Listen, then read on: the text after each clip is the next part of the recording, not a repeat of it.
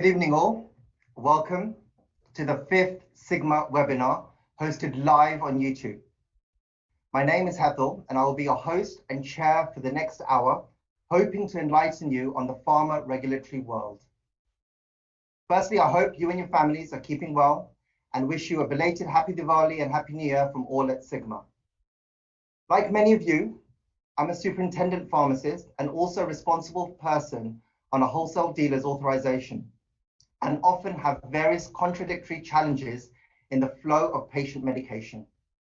Many questions have been raised by our customers and suppliers on various forums, and we felt it pertinent to host this as a webinar with 3 very experienced inspectors in their respective fields.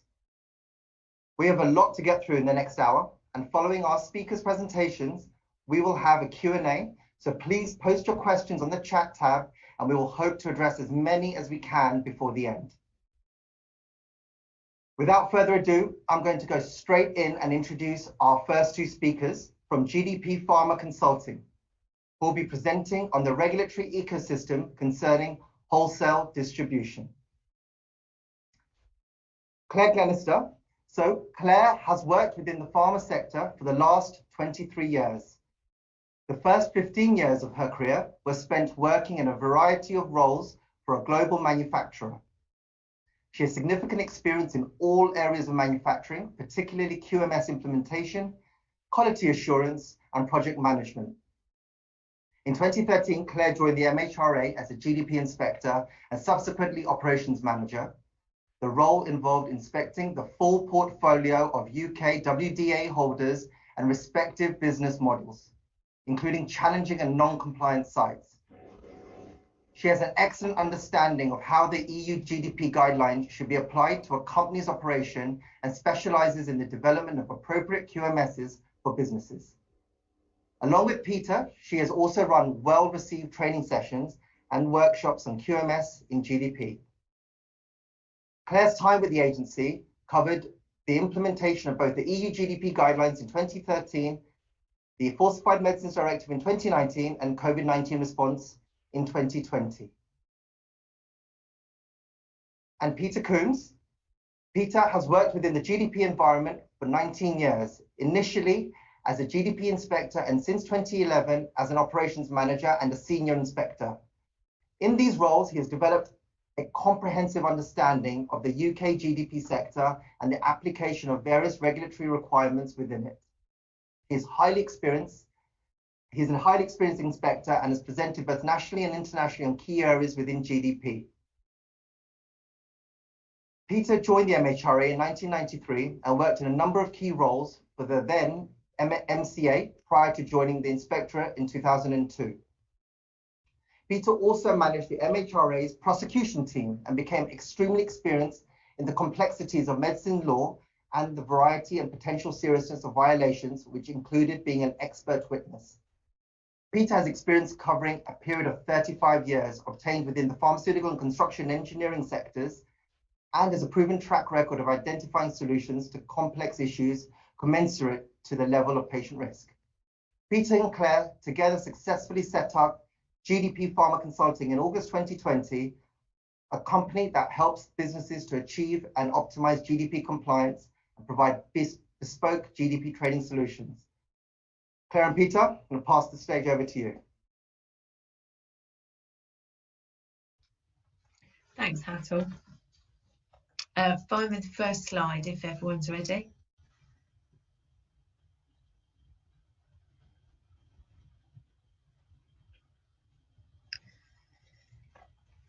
Next slide. And next slide. Thanks, Hattel. Good evening, everyone.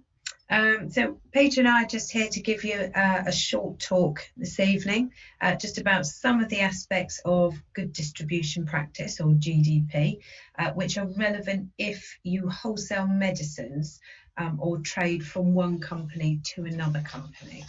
So the MHRA, I'm sure most of you would have heard of them, based in Canary Wharf, currently employs over 1,000 people, lots of different staff with different roles, the majority of which have a background in some sort of pharma. And the MHRA are the regulatory body for the UK who operate a licensing regime, and that's applied across the UK pharmaceutical industry. And there are various different license types depending on the activity type that the companies undertake. So MHRA regulate against EU GDP and also the Human Medicine Regulations 2012. EU GDP is contained within the Green Guide, last issued in 2017. So Orange Guide usually associated with manufacturing, Green Guide associated with distribution. 2017 was the last issue, and there is a new one anticipated potentially early 2022, in relation to potential changes which as yet are unknown in relation to Brexit. So there's an opportunity there for MHRA to potentially rewrite some of those guidelines. So there's anticipation that that will land somewhere in industry, hopefully at the beginning of next year. Next slide, please. So a WDAH, a wholesale dealer's authorisation. The H stands for human. So if you are trading in human medicines, you will need a WDAH. You can also get a WDAV, and that is if you're trading in veterinary medicines, or you can have both. So the requirements are that if you buy, hold, sell or export any medicines, then you will need a WDAH in order to do that. And the requirement is that anything that is moved from legal entity to legal entity is considered to be wholesale, and that is the requirement for when a WDAH does need to be held or doesn't need to be held. Next slide, please. So some examples of WDA holders, hospitals, quite a lot of hospitals will hold a WDA because they will move medicines from one trust potentially to another, or they will have a pharmacy in-house that potentially supplies to wards that come under a different legal entity. GP surgeries will buy as a GP and then they will often sell to an on-site pharmacy, so they will need a WDA for that activity. Pharmacies, the usual model that's operated under pharmacies is what's known as skimming, which is where pharmacies will order the maximum of their quotas, and anything that isn't dispensed will be wholesaled, usually to a consolidator who will potentially export, or that will be reintroduced back into UK supply chain.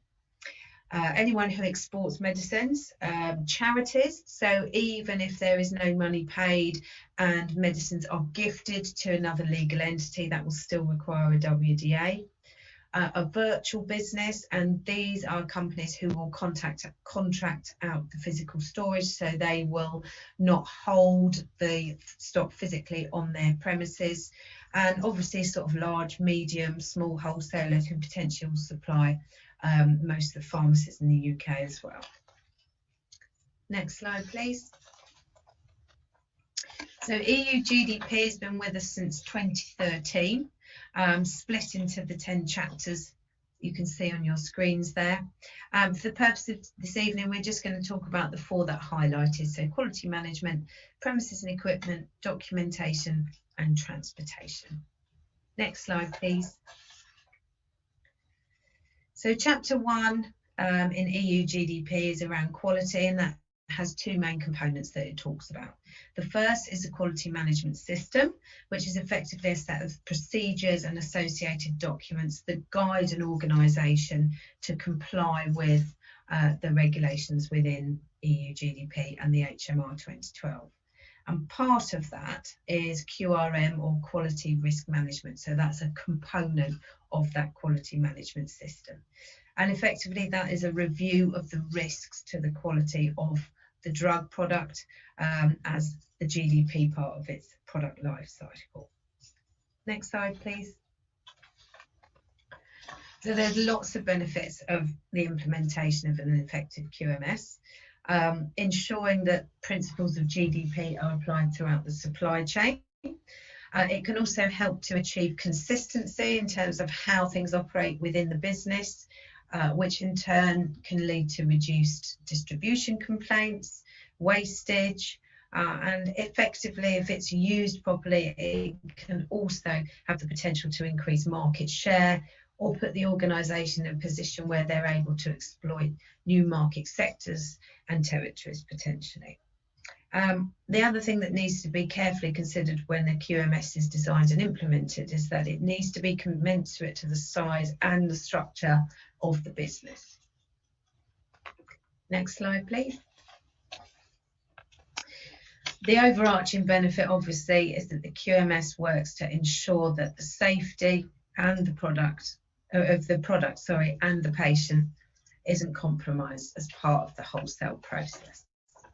Next slide, please. So there are a number of elements of the QMS and GDP requirements that need to feed into it. And these include, but are not limited to, change control, deviations, corrective actions, preventative actions, management review, risk assessment, self-inspection, management of outsourced activities, complaints, and the overarching quality manual. Next slide, please. So just some high-level quality terminology for any of you not familiar with it. Deviations are where things move from a written procedure, so that needs to be documented and investigated.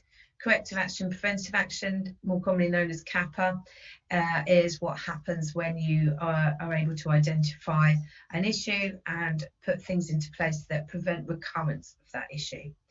Change control, another requirement in GDP, and this is where management of change is managed in a way that risks are assessed and addressed, and that the people who need to be aware of those changes are aware of it, and that those changes are approved, and that change is controlled in line with the documentation that sits behind those changes.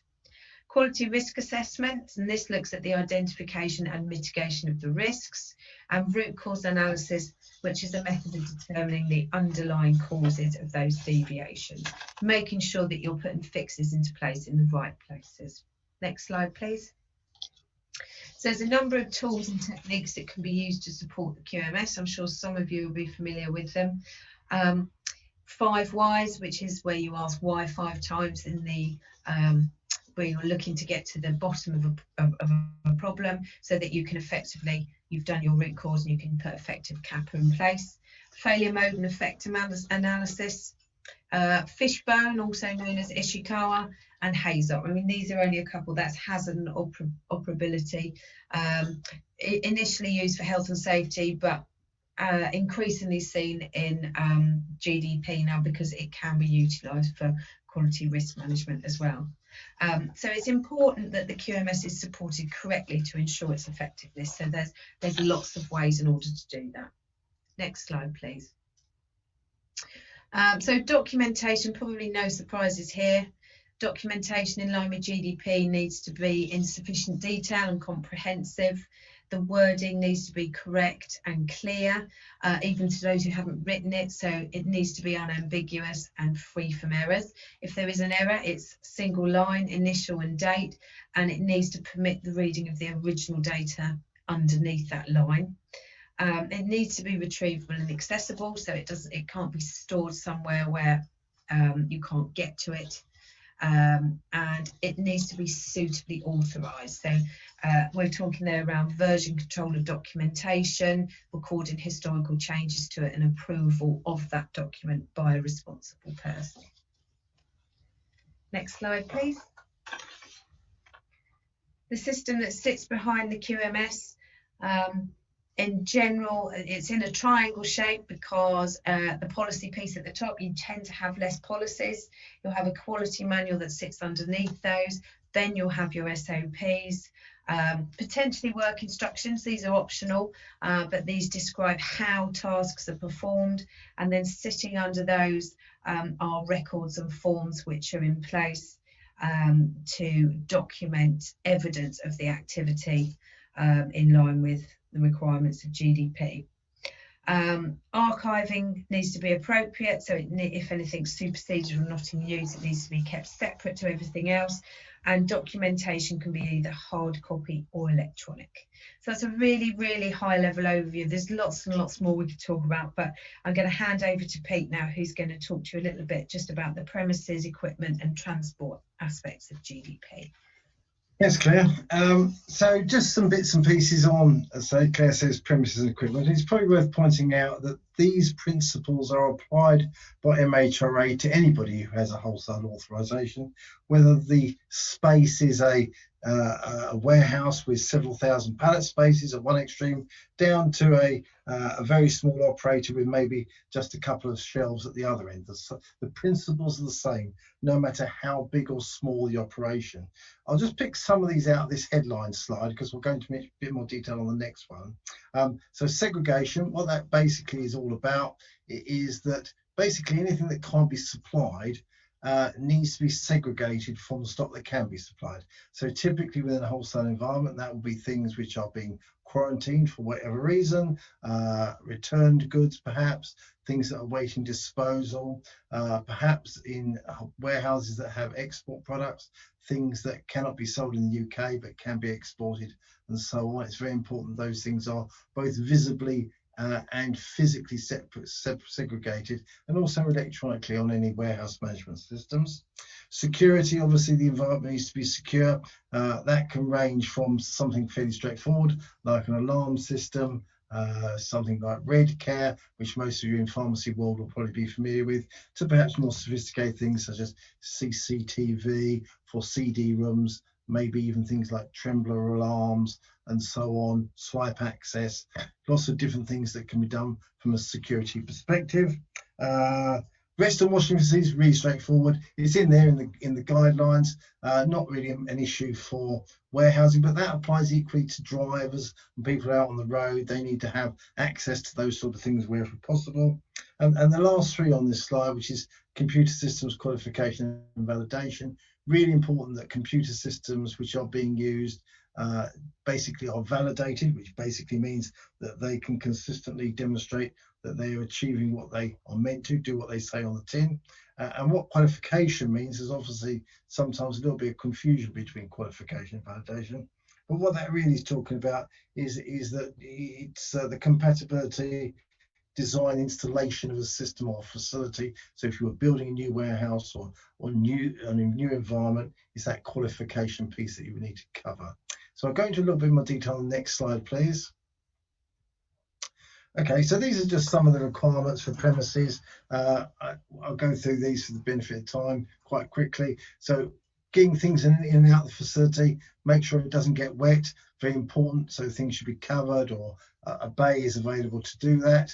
Really important that the procedures are in place to control every aspect of what is going on within that physical environment that people can follow.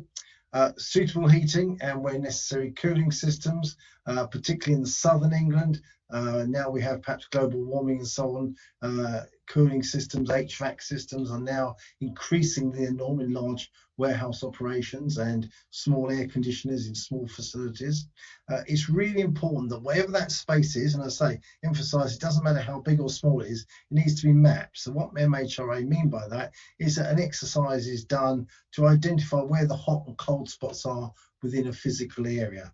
And the idea of that is that the temperature monitoring equipment which is put in is done on the base of that mapping exercise, so it's located correctly.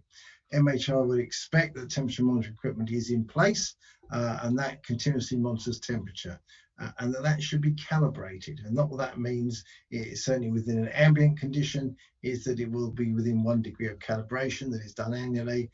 And if that is within an environment like a fridge, for example, that will be within 0.5 degree. And that's to a UCAS standard, and that should be visible in the documentation, should be available to evidence that. Suitable maintenance and validation of all systems, and I say that includes electronic systems such as computer systems, need to be in place, and fairly straightforward that storage areas should be clean and free from pests. So typically that will be a pest control contract with an outside provider, and cleaning done on a rotational system, either by external or in-house staff, which is recorded and against a schedule. Next slide, please. Okay, so transportation, we've got the warehousing bit covered off there. Now it's basically a warehouse on wheels, which is all about the transportation piece. And the important thing here is the supplying wholesaler has the responsibility for making sure that that transportation to wherever it's going is done within compliance with GDP. MHRA regard all of this as very high risk, particularly when things are going long distances to third countries. One of the important tenets of this is that the route, whether that is literally going 5 miles down the road or whether it's going to the other side of the world, should be risk assessed. And there needs to be a mechanism in place to demonstrate that and show that the risks on a route have been addressed and considered.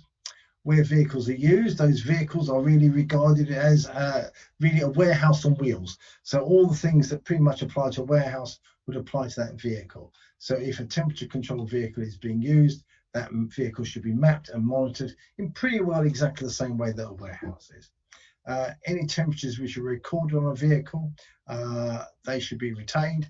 The monitoring systems will be calibrated in exactly the same way as a warehouse would be. And if you have any excursions on transportation, they should be investigated immediately with perhaps the help of, melting authorization holders and similar, provide that information. Next slide, please. Okay, so again, this is drivers. There should be procedures in place. So any driver who is driving a vehicle knows how to operate that vehicle correctly. If there's issues like getting it started beforehand, getting into temperature, how to deal with temperature excursions and so forth, they should be familiar with that. And so drivers should also be aware of the possibility of theft, quite high risk sometimes in certain areas. They need to be across that, so they need to make sure that they've locked the vehicle when they're doing the delivery and so on, and be aware of their surroundings. Where passive packaging used, so sometimes if the vehicle is not temperature controlled, a passive packaging solution may be provided. That again needs to be validated. It needs to demonstrate that it can keep the products within the required range on whatever journey it may happen to be. And then vehicles themselves, as I say, the temperature monitoring equipment in there should be recalibrated annually in exactly the same way as a warehouse, and the vehicles need to be maintained, obviously, particularly they need to be appropriately MOT'd and so on, but very important, if they have their own HVAC systems on the vehicles, that they are maintained, that the coolant is constantly filled up and so on, and that needs to be demonstrated. Next slide, please. Okay, so these are some of the issues that arise on transportation from time to time, and the sort of things that an MHRA inspector will probably focus on. So the first is that route risk assessments, which we touched on just now, are ineffective. So they either haven't been done correctly, haven't considered the correct risks, have missed out some of the risks, or the mitigations have not been suitable. There's a lack of visibility of routes. So you put something on a vehicle and it disappears in the hands of a carrier. Can it be demonstrated that you know where it's gone, how it's gone, and so on? That lack of visibility can be a problem. Lack of understanding of who's involved in a route. So is it just one carrier? Is it a number of carriers? You can see how if you're shipping across the world, which GDP covers, where you maybe have up to a dozen different potential players in a delivery operation, how difficult that can be to do that effectively. Poor documentation, demonstrating those handover points. So when things move from a vehicle to a warehouse and then to a vehicle again, how is that controlled and how is that demonstrated? Poor temperature control, so basically the vehicle is not effectively maintaining the temperature. Poor security, so those are the things, some things we touched on. If you're going long distance, are lorries being left in lay-bys? Is there always someone with them? Those sort of things probably need to be considered. Poor loading, so what they're looking at then is that you don't have mixed load, so things aren't going groupage, that things don't fall over in the load and damage other things, so it's appropriate. Inappropriate transport. There are certain transport things that MHRA are not particularly keen on, curtain siders probably being the most significant. As a groupage, they don't particularly like that, and that's all because of the risks associated with those kind of things. say products traveling groupage. You don't want your medicines going along with leaking bags of cement, for example, on the same lorry. And deviations from risk assessed routes. So if your vehicle has gone off and you had it all planned and now it's gone somewhere else, how do you deal with that? How do you manage that? And are you even aware that it has? So those are some of the things that have that relate to transport and also to warehousing. That's our bit done. So I'll hand back to Hattel. Thank you very much indeed.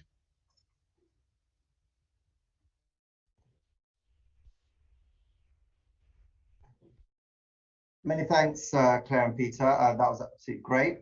We're now going to move on to another Claire Bryce-Smith. Who's going to talk, have her presentation on the pharmacy world. So Claire has been at the GPhC for over 9 years, joining as the head of inspection before becoming the director of inspection and fitness to practice. She's played a major role in the modernization of pharmacy regulation and the introduction of the inspection model in November 2013. Since 2017, as Director of Insights, Intelligence and Inspection, she has been leading on developing the regulator's approach to making the best use of its data and insights to inform the way it works in line with the organization's Vision 2030, as well as leading on the changes to the inspection model, including the publication of inspection reports and the new enforcement powers. Claire, I'll hand you over the slide deck now. Thank you, and good evening. Can I have my slides? Fantastic. So thank you. I'm Claire Bryce-Smith, as Hattel said, and I'm the Director of Insight, Intelligence and Inspection. Next slide, please. What I really want to cover today is very briefly who we are and what our primary purpose is, a little bit about how we regulate, if you like, our regulatory philosophy, because all of this sets the scene for what we do and how we do it. And then I'm going to cover a little bit of an overview of our regulatory standards framework, and in many ways this is our regulatory quality system for pharmacy. I'm then just going to cover a little bit about what we look for when we inspect pharmacies, but I'm going to focus very much a little bit more on deliveries and the safe delivery of medicines to patients. And then a little bit at the end to finish off with what we're working on at the moment in relation to deliveries. So next slide, please. Okay, so who are we? Hopefully most of you on this call will know who we are, but it's worth just reminding you that we are actually an independent regulator of pharmacy. So independent of government, but also independent of pharmacy itself. We cover England, Scotland and Wales, and we're actually here for the public. We're both unusually a systems and a professionals regulator. So we cover both the pharmacies, but also the pharmacy professionals as well. So we're quite an unusual regulator in that way. Our remit means that our focus is predominantly on patient safety and upholding trust and confidence in pharmacy. And we do that by setting and upholding standards. And we set those right at the start for education and training of those professionals, pharmacists and pharmacy technicians. And then when those come onto the register, we actually have standards, professional standards for pharmacists and for pharmacy technicians. And we also have those standards for registered pharmacies. So that's how we help to actually set and uphold those standards. And obviously, to be a pharmacist and a pharmacy technician and practicing or operating a pharmacy, you need to be registered with us and you need to meet our standards every day. We will take proportionate action if our standards are not met, and we say proportionate because we very much are in line with right touch regulation as well. Next slide, please.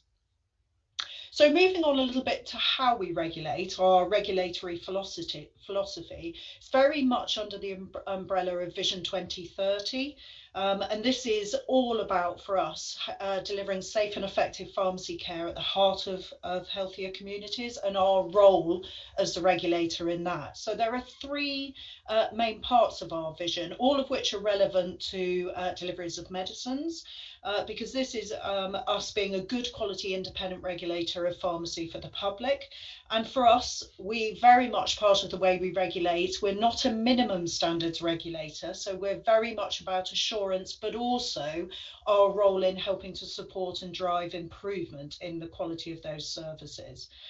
That does mean that the way we go about regulating is outcome focused. So we don't set prescriptive guidance or standards. It's very much about outcomes. And the relevance really of that is context is key. So for every single pharmacy out there, depending on what model you are operating under, you need to apply our standards to your context and the setting. The second bit, which is how we actually regulate, is about practicing an anticipatory and proportionate approach to regulation. And that means that we are trying to get ahead and increasingly get ahead of issues happening or becoming worse and trying to minimise the impact of them.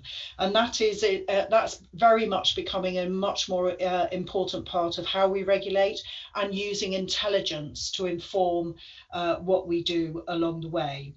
So we don't, the proportionate bit is that we don't actually operate a one size fits all, which is why the outcome focus is so important, and why, as I said before, context is really important. So we apply our standards to the actual pharmacy setting. And the last one is all about us, what we need to do in order to be able to regulate. Next slide, please. So the regulatory framework, if you like, our quality framework, hopefully you're all familiar that we have the standards for registered pharmacies that I spoke about earlier, and we'll go to that in a little bit more detail in a minute. Every pharmacy on the register declares that they meet these every day, and it's really important. They're not standards for when we turn up, they are standards that need to be met every day. The same for the standards for pharmacy professionals. Professionals need to abide by those every day. And then we do, on occasions, actually produce much more detailed guidance where we feel it might be helpful. And in the case of the third picture that you've got there, the guidance for registered pharmacies providing services at a distance, including on the internet, is one of those such examples where we provide more detail about what our regulatory expectations are. Why this is relevant is because this actually, in terms of transportation and around deliveries, actually it covers anything from the traditional pharmacy delivery service from the pharmacy to the patient's home or a care home, but it also covers collection and delivery services, mail order services, whether you're using national couriers or international internet services, and pharmacies are becoming increasingly more common, as well as hub and spoke. So it covers all of those things. So we look at all of these together. Next slide, please. So very similar to what Claire and Pete went through, we too have principles within our framework. There are 26 standards under the 5 principles, and I'm not going to go through all of these, but as you can see, they cover everything to do with governance. Then they cover the pharmacy team itself that are working within the pharmacy and the system, the premises themselves, then onto the quality of those services and equipment and facilities. I've very much paraphrased all of these, and I'm not going to go into them in any great detail, but risk management is extremely important. This is where it starts and tends to fall if it's not done effectively. In terms of deliveries, under that first one, record keeping and accountability is really important, as well as safeguarding along the way, especially when delivering to people who may be vulnerable. When we come onto the pharmacy team, yes, it's the people that are working within the pharmacy, but it's also the training and the skills and the competence of the delivery drivers as well. The safe and clean and hygienic obviously applies to the medicines before they are actually taken into however they're going to be delivered or sent by courier. But when we get on to principle 4, which is all around the quality of services, particularly 4.3, which is around the safe supply of those medicines, that absolutely includes deliveries. And that's really, really important. Next slide, please. Okay, I mentioned before about the distance selling guidance. Under Standard 4.3 in particular, there is anybody who is working with or providing these types of services, you absolutely need to be aware of this more detailed expectations. We expect you to meet these. And they are very much need to be applied to your setting. So under the 4.3, once you've undertaken that risk assessment, and it needs to be a thorough risk assessment, which is akin to your model of service delivery, but also the medicines that you may well be delivering to patients in whatever form, and you need to manage those risks. So the sorts of things that we are looking for and we set out within that guidance is around assessing the suitability and the timescales of the method of supply, dispatch and delivery. We're not the only people who set out those expectations. There are also other bodies. So the RPS also has guidance around this, around the delivery and posting of medicines to patients. Other trade bodies such as the MPA have their own guidance, but also indemnity providers may also have requirements that you need to follow. But this guidance sets out that you need to be assessing that suitability and the time scale of that method of supply. You need to be looking at the suitability of the packaging, depending on what the medicines are that are being delivered. You need to be able to consider whether you need to track and monitor that packaging, and including when it needs to be returned. For whatever reason. You need to have made sure that if you are working with national couriers, whoever they may be, that you check their terms and conditions, because you will be responsible for that as well. And you need to, if you are doing it internationally, you obviously need to be checking the export and import laws, which will be down to yourselves. Training of staff, not only obviously within the pharmacy, but the delivery drivers, particularly around procedures, but also safeguarding. And obviously, you need to have considered how you're actually going to be able to monitor the quality of what the third-party providers are actually doing. Next slide, please.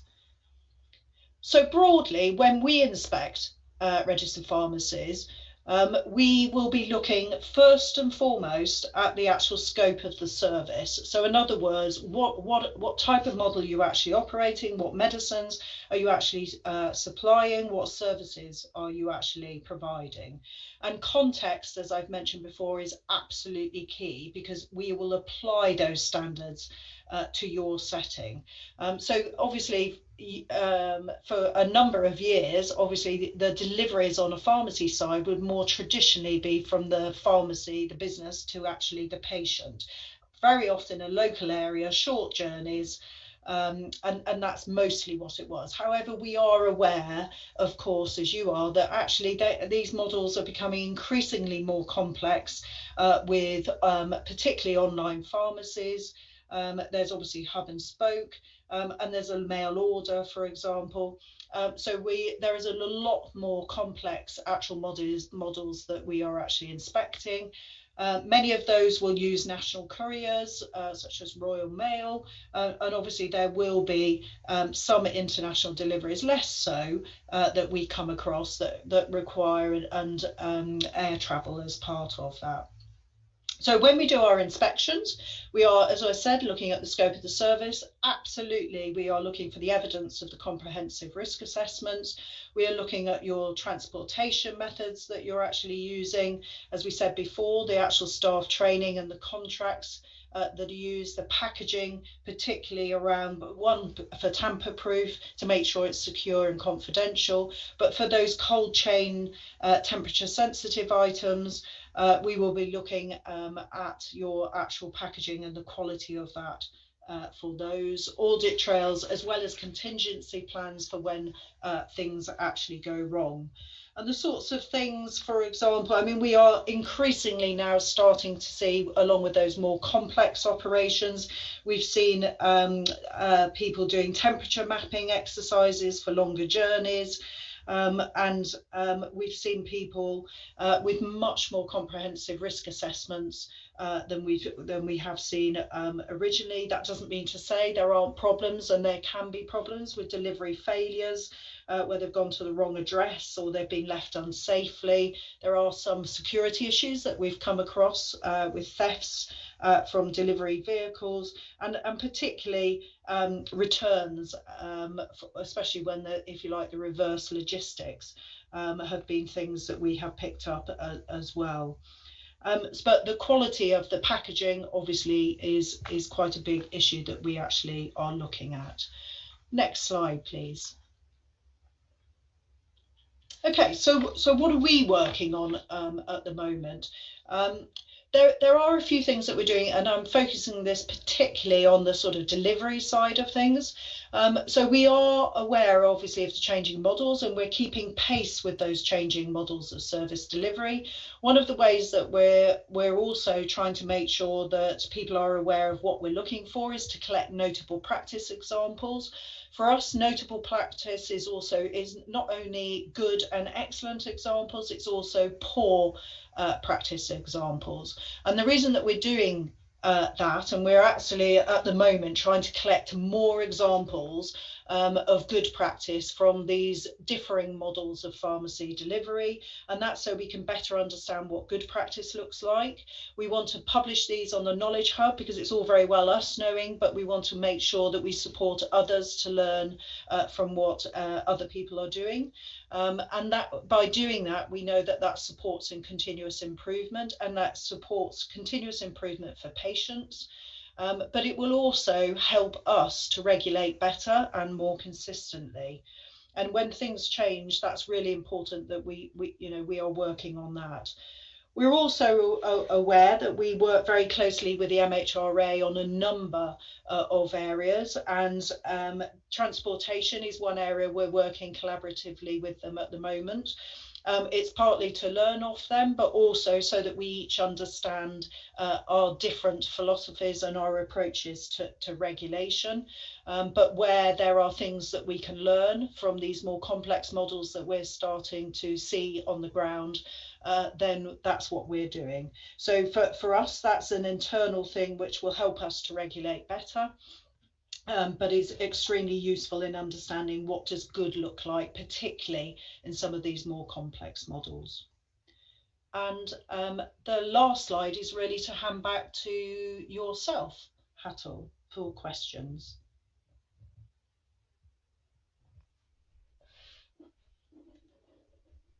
Thank you, Claire. There's a bit of an echo. Everyone hear me? Yeah. So thank you very much, Claire, and again to Claire and Peter. There's some fantastic presentations, and we've had some questions come through as well. So we have approximately about 15 minutes. So if we try and spend about 10 to 15 minutes to go through as many questions as possible before we close, that would be great. So I'm going to go straight into these, where I have a first question that's actually come from the Pharmacy Press.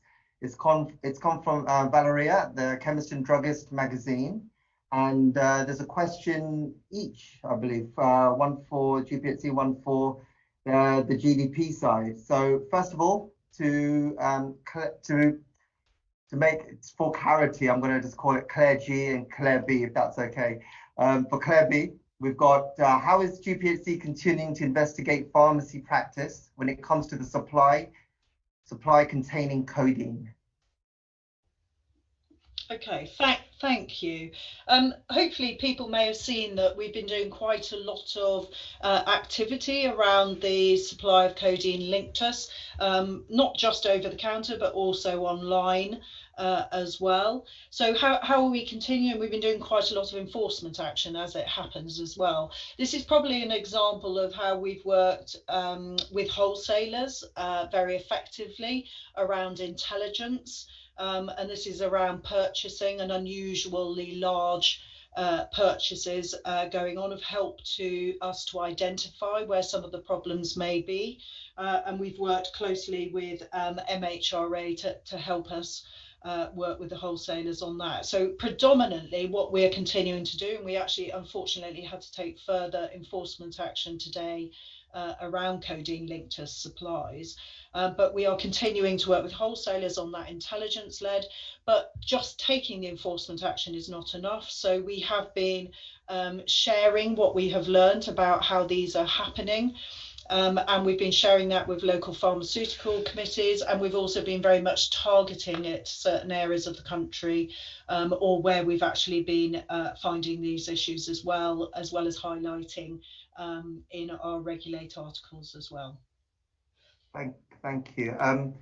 Claire and Peter, do you want to say anything? I know in the last couple of years from a GDP perspective, there's been a lot on purple drank and that the issues around the supply of products that are used to make up purple drank. Is there anything you want to see from a distribution perspective? I mean, certainly there's an expectation from MHRA that wholesalers monitor the products that they sell and the volumes of the products that they sell, and are constantly on the lookout to look for unusual orders, unusual ordering patterns, and typically that may present itself by the wholesaler will have information as to what will be a typical supply for products of this nature. Will put a cap on it within their systems, and if those caps are looking like they're being exceeded, they would want to know why that is happening. So those controls are something MHRA would expect a wholesaler to have in place to prevent unusually large quantities of products such as this entering the supply chain. And they'll also look at supplies where supplies are going, whether they're going to legitimate businesses. In that whole customer qualification piece would also be something they'll expect to see. Okay, thank you.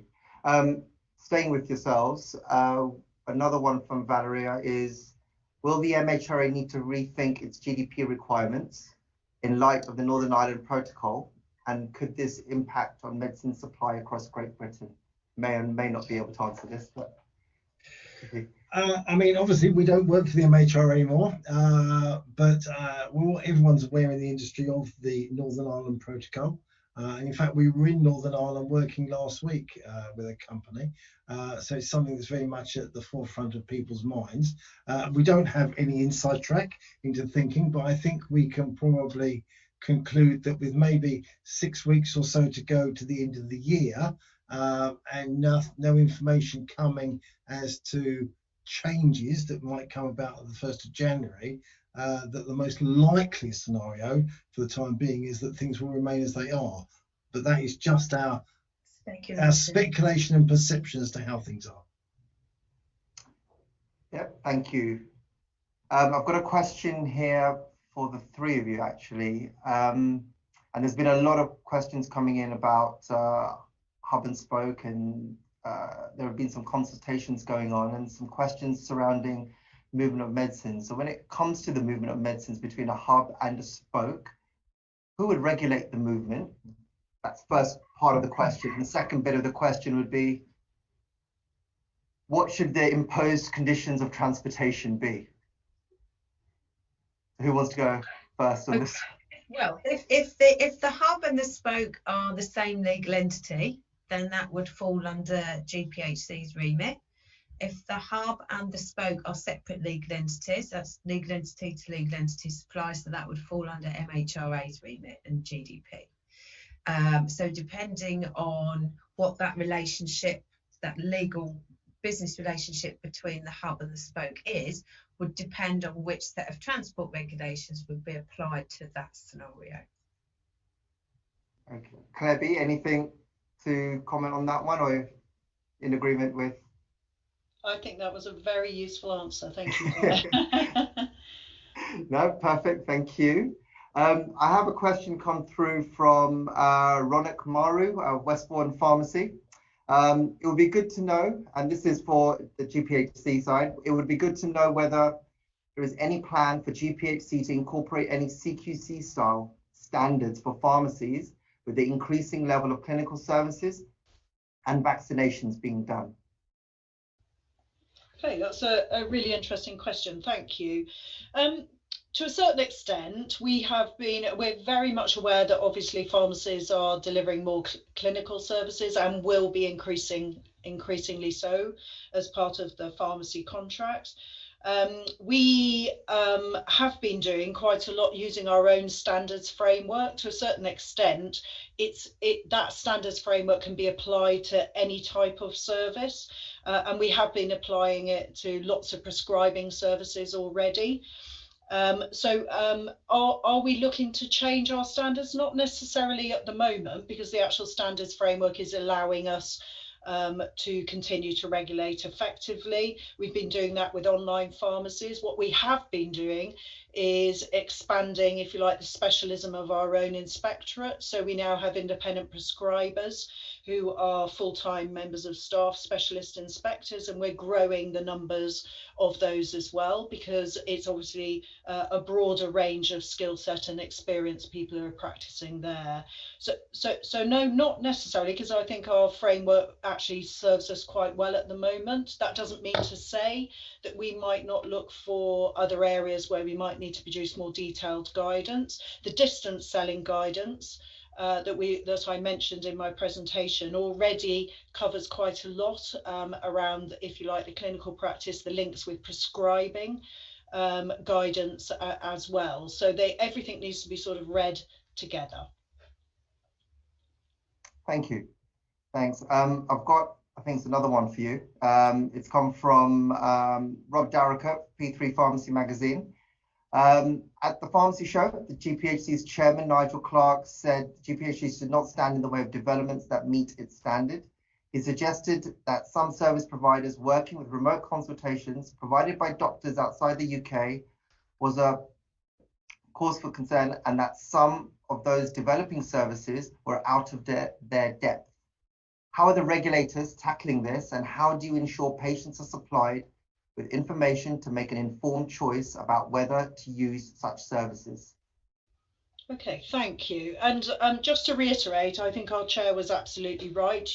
For anybody who's been onto our publication site recently, you'll see, if you happen to search across pharmacy inspection reports on enforcement action, you'll see significant numbers of enforcement action that we've had to take to protect the public for patient safety issues regarding pharmacies that are either providing independent prescribing services themselves and or working with those medical practitioners from outside the UK. Anybody who wants to read those will see that there are some serious patient safety issues. So he was absolutely right to highlight that. Our guidance for distance selling clearly sets out that it's our expectation that that doesn't happen. Obviously, that guidance is set out for pharmacies. So all of the regulators, including CQC, MHRA, the other systems regulators in Scotland and Wales, Northern Ireland, and some of the other professional regulators such as GMC, the NMC, etc.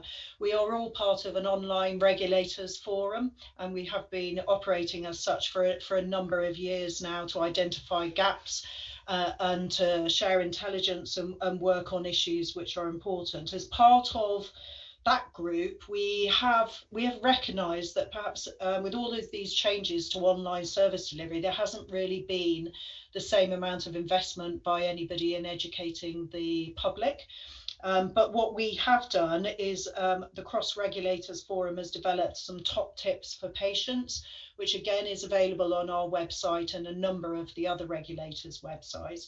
And it's I think there's 6 of them, and they're very simple top tips to try and have something for the public to be aware of when accessing those sorts of services or medicines online to look out for. and it's to hopefully ensure they're a little bit have a little bit more information to make more informed choices.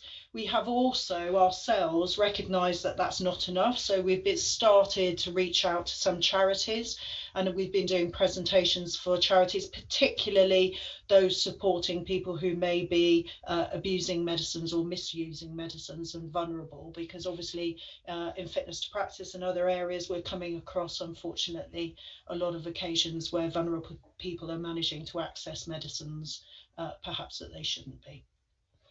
More work to be done, I would say. Yeah, no, but thank you. That's a really nice comprehensive response to that. I've got a GDP related question from Shanti.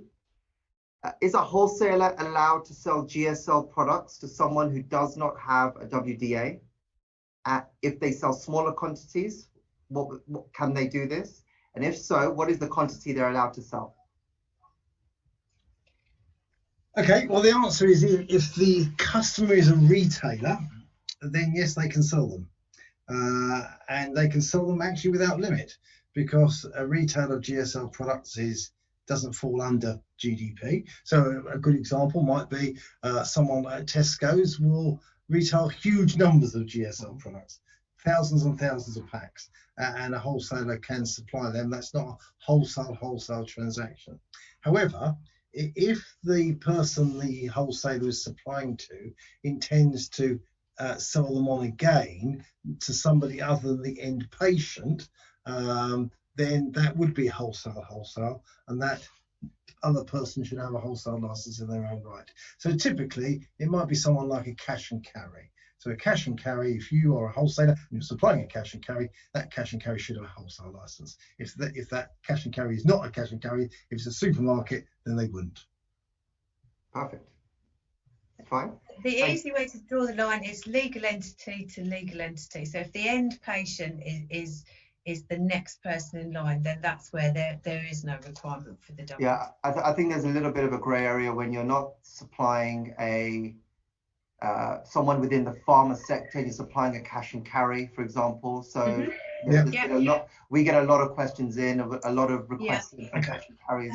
There's also, I think, sometimes in industry, there's a question mark as to whether GSL products actually constitute anything that comes under these regs at all, which of course they do.